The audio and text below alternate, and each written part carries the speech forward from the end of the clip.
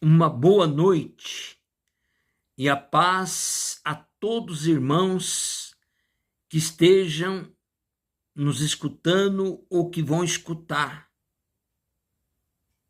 e vão assistir o nosso vídeo, em nome de Jesus. Eu peço, antes de mais nada, que os irmãos dê o seu like e também se inscreva em nosso canal, O Despertar 607. Amém? Nós vamos ler aqui uma palavra do Apocalipse, o capítulo 21. O capítulo 21. Amém? Capítulo 21, do verso 1 em diante.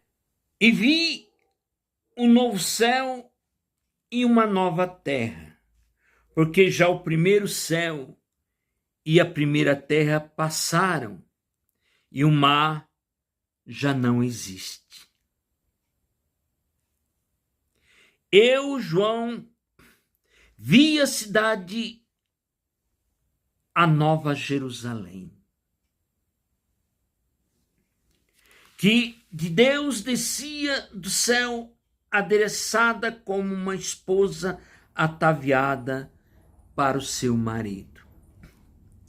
E ouvi uma grande voz do céu que dizia: Eis aqui o tabernáculo de Deus com os homens, pois com eles habitará, e eles serão o seu povo, e o mesmo Deus estará com ele, e será o seu Deus. E Deus limpará dos seus olhos toda lágrima, e não haverá mais morte, nem pranto, nem clamor, nem dor, porque já as primeiras coisas já são passadas. E o que estava sentado sobre o trono disse: Eis que faço nova todas as coisas. E disse-me: Escreve, porque essas palavras são verdadeiras e fiéis. E disse mais: Está cumprido. Eu sou o Alfa e o Ômega, o princípio e o fim. A quem quer que tiver sede, de graça lhe darei da fonte da água da vida. Quem vencer herdará todas as coisas, e eu serei Deus, e ele será o meu filho.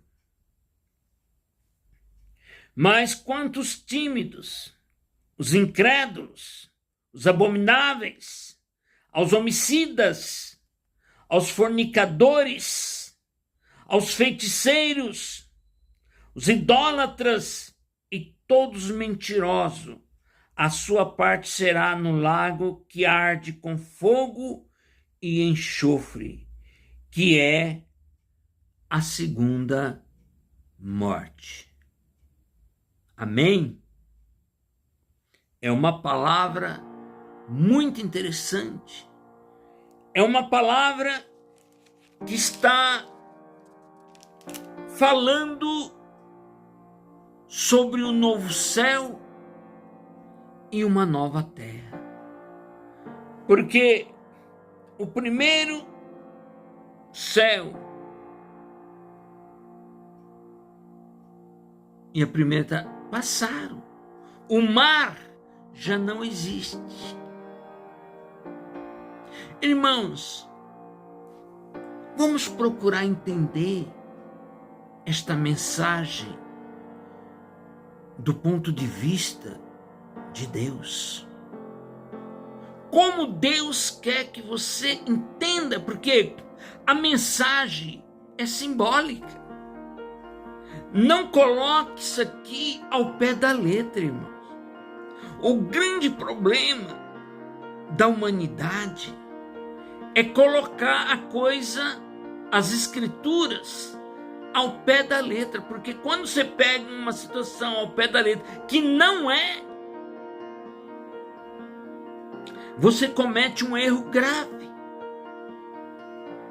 E por isso que os religiosos, os entendidos, os teólogos, não se compreendem. Porque eles querem fantasiar a coisa de uma tal forma. E eles se perdem no meio do caminho. A palavra do Apocalipse é uma palavra, na sua grande maioria, é simbólica. Existe o quê? Uma figura de linguagem. Quando a Bíblia fala aqui, relata, e haverá um novo céu e uma nova terra, porque o primeiro céu e a primeira terra já não mais existe, e nem o mar. De que está sendo falada, irmãos? Como é isso? Como que funciona essa questão?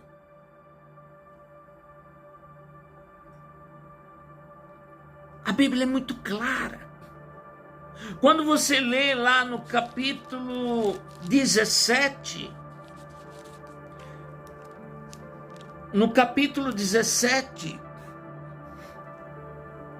verso 15, está dizendo assim: e disse-me, as águas que vistes, onde se assenta a prostituta, são povos, multidões, nações e línguas.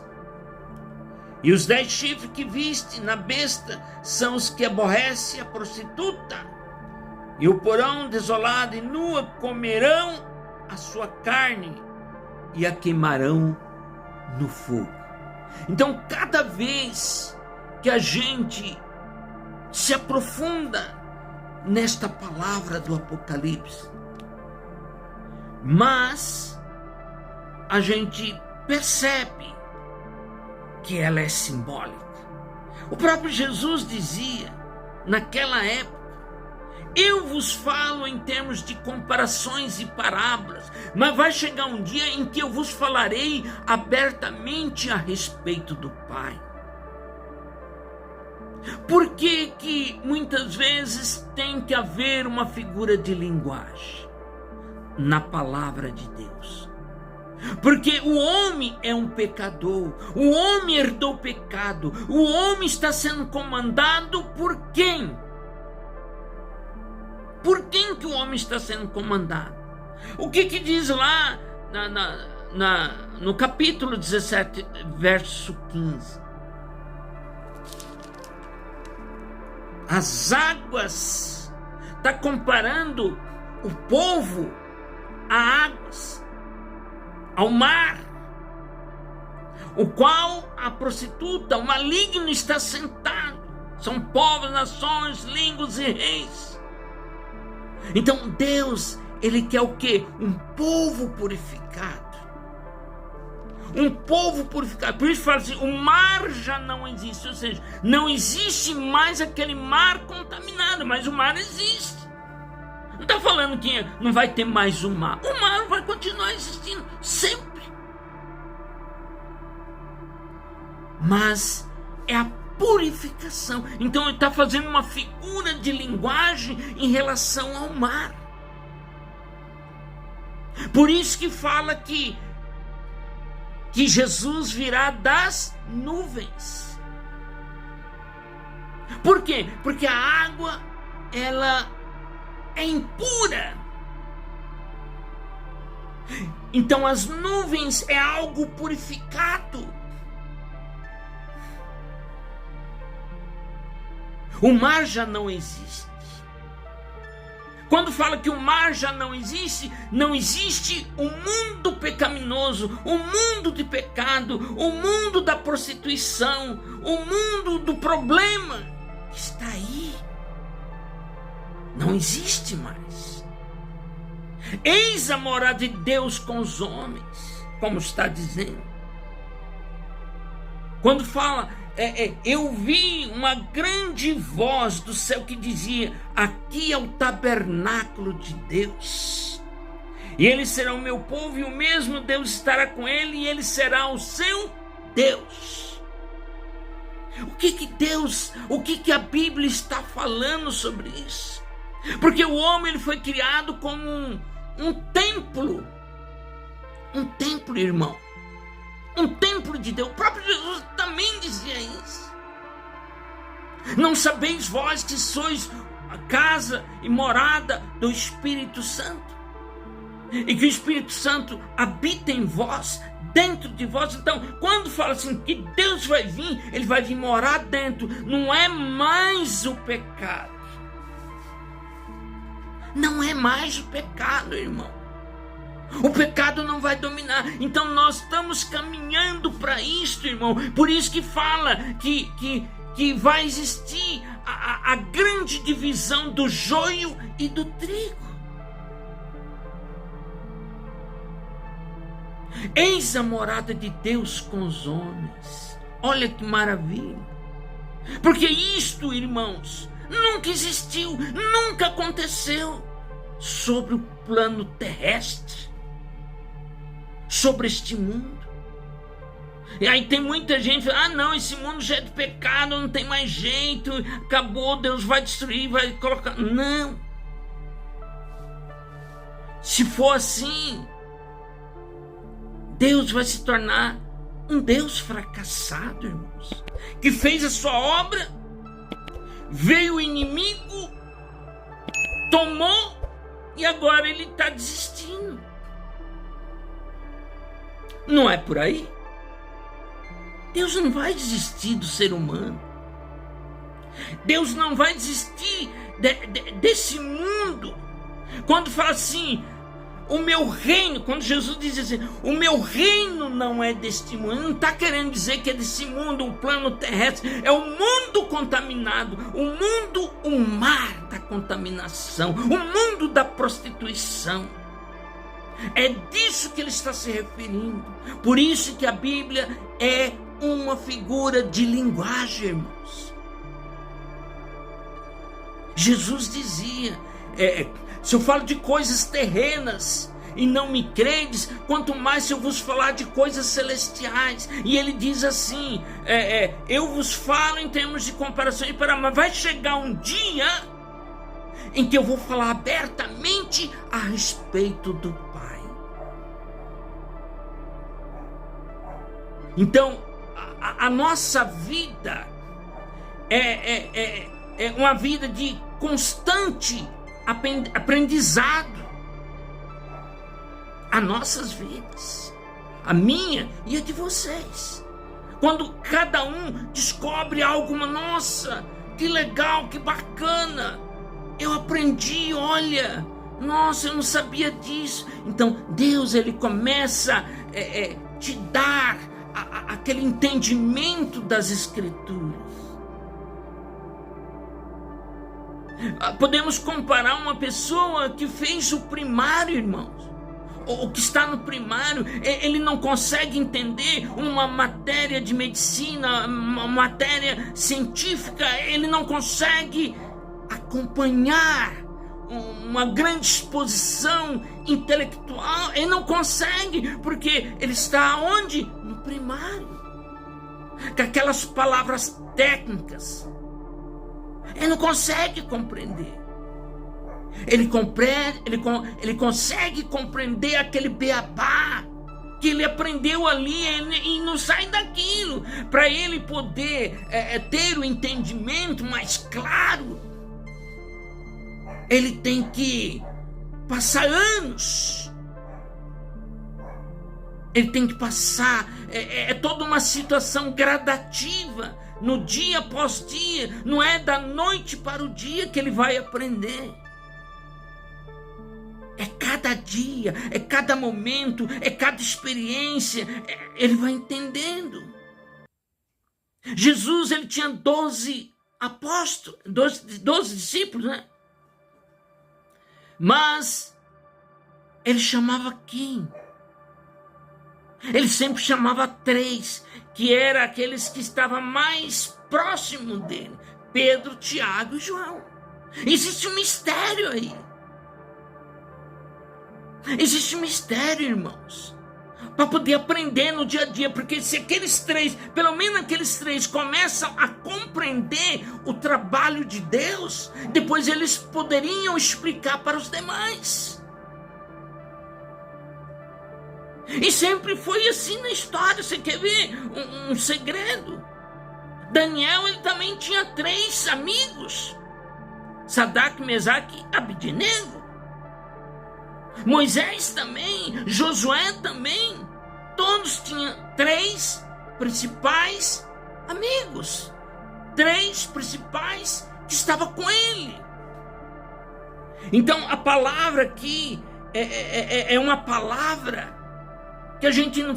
não, você está saindo fora do... Não está saindo, porque a palavra, ela mostra uma figura de linguagem do qual a gente tem que decifrar.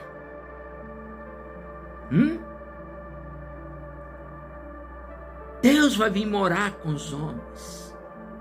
Jesus dizia isso. Jesus dizia assim, quando perguntaram para ele: Mestre, mostra-nos o Pai. Jesus falou assim: como mostra-nos o Pai? Não credes que eu estou no Pai e o Pai que está em mim é Ele que realiza as suas próprias obras? Então Jesus está falando assim: quando você está unido a Deus, quando você está puro, quando você é uma representação purificada, como a água que foi purificada e que agora você virou uma nuvem, né? Porque a nuvem é a purificação da água. Olha a simbologia da situação. Pegou? Pois é, irmãos. A gente tem que entender a figura de linguagem. Então, Jesus disse: eu estou no Pai e o Pai está em mim. E o Pai que está em mim é Ele que realiza as suas próprias obras. E Jesus falou assim: quando o Filho do Homem se manifestar, vós tornareis igual a mim. Podereis fazer o que eu faço, até coisas maiores. Olha o que Jesus falou em relação ao homem, irmãos.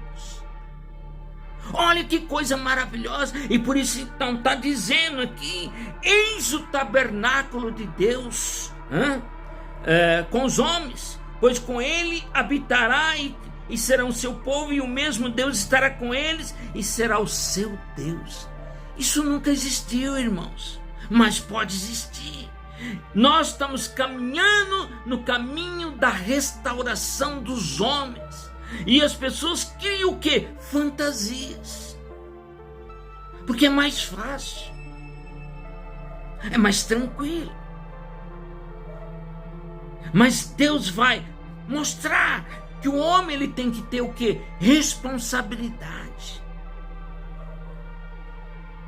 Deus criou o homem para ser filho de Deus e não filho do outro, irmãos. Deus criou o homem para ser filho legítimo de Deus, assim como Jesus.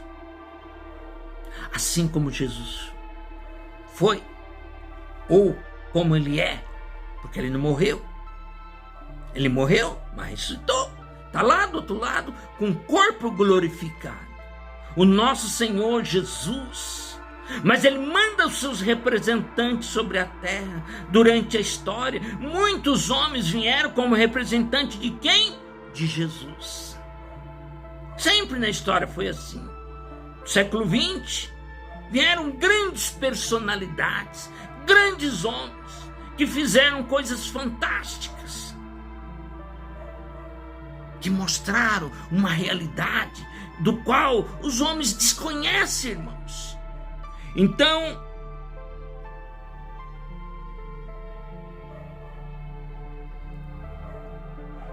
verso 5: e o que estava sentado sobre o trono disse: eis que faço novas todas as coisas.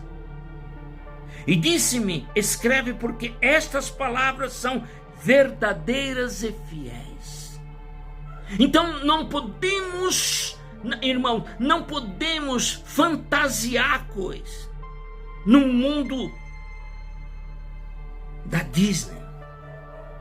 Mas temos que entender ela como de fato ela é.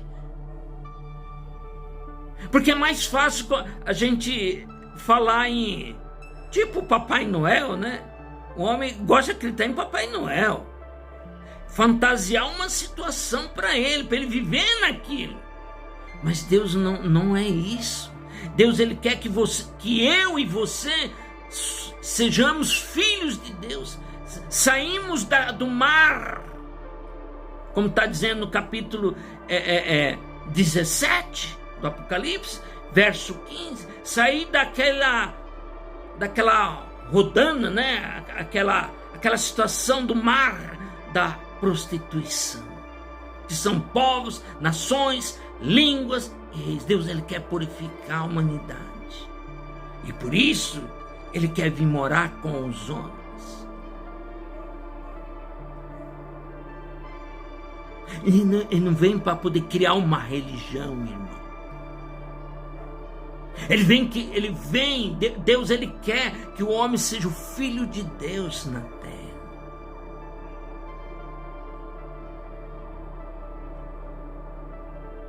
O filho de Deus. Um homem humilde, sincero, idôneo, mas que tenha grande santificação de Deus na sua vida. Que as suas palavras sejam palavras de verdade. São palavras verdadeiras. Aí está dizendo: enquanto os tímidos, incrédulos, abomináveis, os homicidas, os fornicadores, aos feiticeiros, ao idólatra, todos os mentirosos, sua parte será no lago que arde no fogo de enxofre, que é a segunda morte. Lá no lago do enxofre é o lugar dos mentirosos, dos homens que gostam de fazer fornicação, dos homens que gostam de fazer feitiçaria. Está aqui, a Bíblia está falando, verso 8. É o verso 8. Os idólatras. Deus tem que ser cultuado em espírito e verdade, irmãos. Amém? É uma palavra bastante profunda, porém, ela é simbólica. E você tem que entender o significado dela. Irmãos, fique na paz, que Deus te abençoe e te proteja. E não esqueça, dê um like e se inscreva no nosso canal se vocês gostarem desse vídeo. Amém? Fique na paz.